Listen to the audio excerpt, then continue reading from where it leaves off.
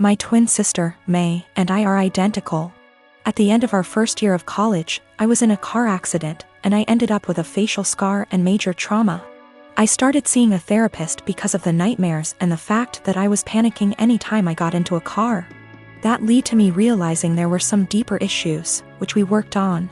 As part of that work, I got a physical.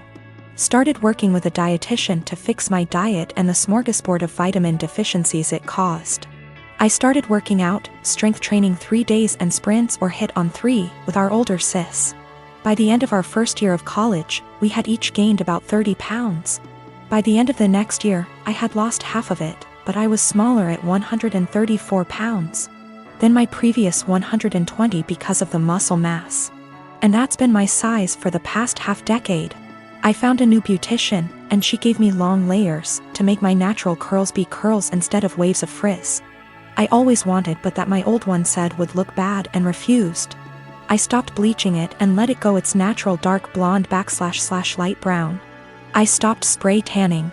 Again, that's been my look for the past 5 years. I live in a rural area, and the internet isn't great. Things like FaceTime just aren't options, and I can't post a lot of pics on social media /see of it. This is relevant because a big issue is that May didn't see me over the quarantine. We talked on the phone a couple times a week, but it mostly revolved around her wedding planning. She got engaged before the Rona put us on lockdown.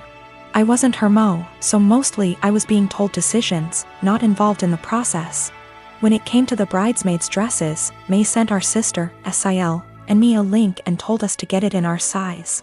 Same with hair and makeup, but we had to arrange for a beautician because May's wouldn't do more than 4.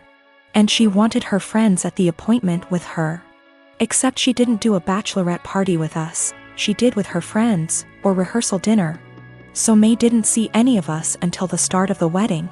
She was livid. Apparently, she thought we would have stopped working out because of the Rona, even though we did it at home. Or that we would have stopped when she announced her engagement, so we didn't upstage her. She was mad because I didn't try to hide my scar and didn't tan, thought it would be implied. She made several snide remarks before throwing a drunk temper tantrum at the reception, basically accusing the 3 of us. But me of trying to upstage her. I don't have that excuse /C I was a DD so sober, but I, quite famously, have a low tolerance for angry or crying drunks. I told her, if you're so insecure, you should have got off your ass instead of expecting us to lay on ours to make yours look better. It only got worse. Our family is on my side /C I didn't start it or do anything. But his family and her friends are giving me shit.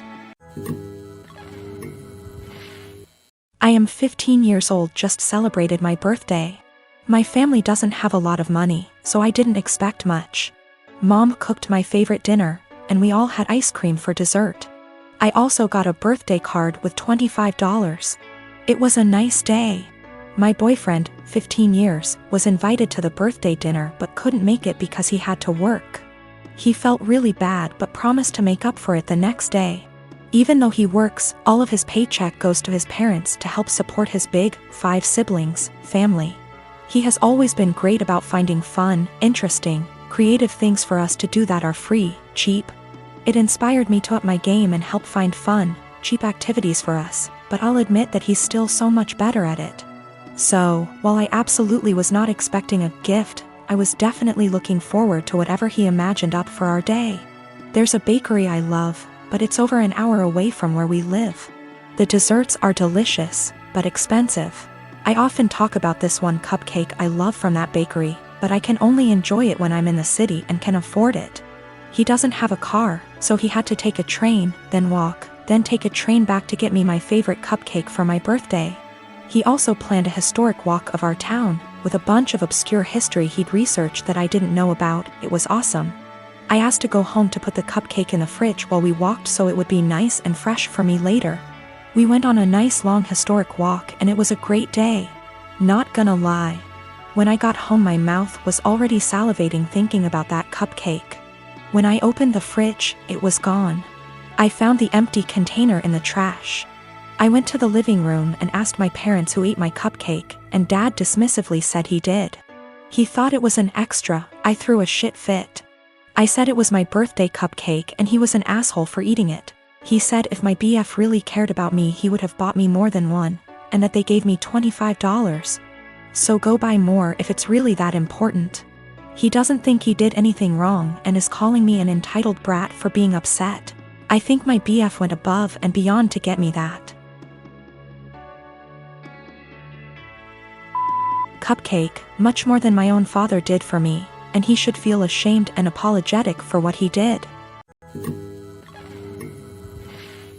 My daughter is 14. The divorce between me and her mom is still an open wound, but we try our best to make everything feel as normal as possible with the split. I remarried to my wife Isla. My daughter isn't mean, but she does not view her as a mom, which I am is okay. As long as she's respectful, which she is, they do plenty together, they go out, took an interest in cooking together, watching shows together, etc. I've told Isla to be patient with my daughter. If something is wrong I'd expect her to come to me and I will talk with my daughter and make sure we resolve the issue. But as far as the harsh parts of parenting, that's up to me. So the other day, my daughter came to me saying she wanted to go to her mother's. I asked why she did because she looked upset. She said to ask my wife. I called her mom and she said she'd pick her up but hasn't heard any issues from my daughter. My daughter's birthday is coming up, we are doing a quince for her. She's very excited. So Isla went to my daughter, saying that she wanted to have a quince, just with us, meaning without her mother or her family. When my daughter said she wanted her mom there, especially because of how big of a deal this is.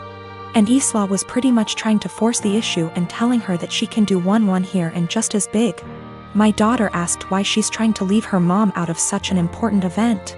And Isla got mad at her for that and accused her of being bratty, and if she wants her mom so bad she should go there. I was so confused. What argument even is that?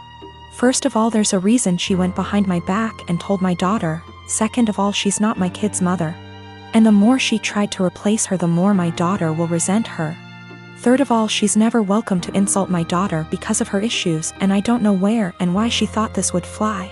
I told her this and her argument was that she wanted to be noticed by my daughter and why I care so little about her feelings. I told her my daughter notices her, they go out in girls' days weekly, they go out, watch movies together, etc. My daughter has been plenty inviting to her. Frankly, I'm surprised at how well she's opened up to her, but now she will have to earn her trust back. She again asked why I keep taking my daughter's side and not meeting her in the middle. I told her she's wrong here, simple as that. I could have if she didn't do it like this. I told her that if she expects me to turn on my daughter, she's out of her mind, and my daughter comes first in any situation.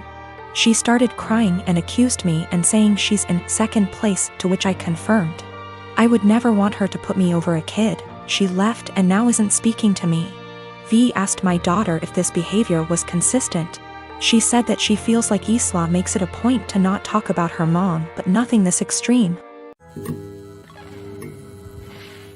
For some weird reason, my mother-in-law really wants to go into our bedroom whenever she comes over. On one occasion I followed her as she went upstairs. I was going to get something for my child as the bedrooms are upstairs. And she walked past the bathroom on the main floor and up the stairs behind it. She didn't hear me and I caught her walking straight into my room and rifling through bills on my dresser.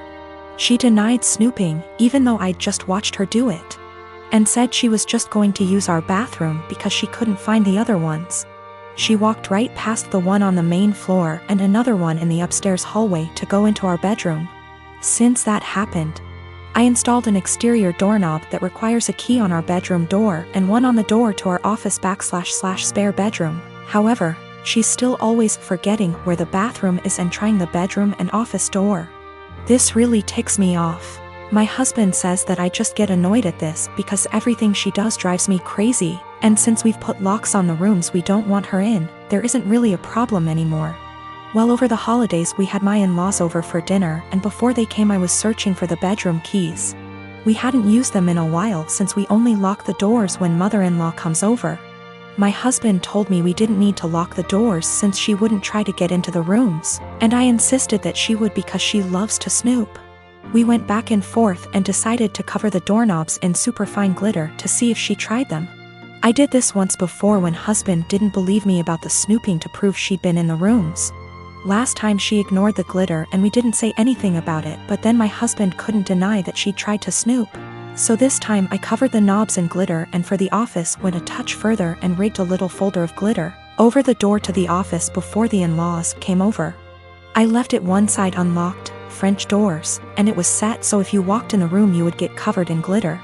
Husband goes out of his way to show his mom the main floor bathroom when they got here and specifically asks his parents and sister not to go upstairs. There's a baby gate so the kids can't get upstairs either. Well, guess who had to go to the bathroom and got covered in glitter and had it all over their hands and hair? She completely lost it and started screaming at me, so I yelled back and now my husband is saying I went too far. Apparently her car is ruined now too because it's covered in glitter that she can't get cleaned up. I will be ordering some cellulose glitter that is biodegradable and safer for future projects. And if she comes over again, I will set up a camera. Or at least print out some fun fake documents so if she snoops again, she can at least find something interesting.